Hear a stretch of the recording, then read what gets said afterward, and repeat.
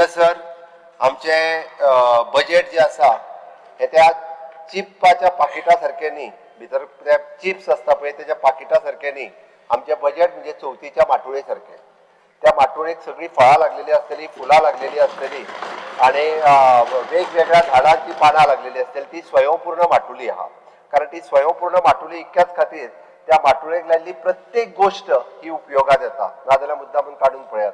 एक तर ती फुलां देवाक घालपाची असता, ती पानां सुद्दां म्हणजे आमी जर ती झाडाच्या मुनान उडयली जाल्यारूय ती कुजून तेजे सारें जातले. म्हणून ते चिप्साचे पाकीट काडून भायर उडयतालो पळय तो न्ही, तसले बजेट न्ही हे बजेटान प्रत्येक गोंयकारा खातीर कितें ना कितें तरी आसा. हे बजेट आसा ते.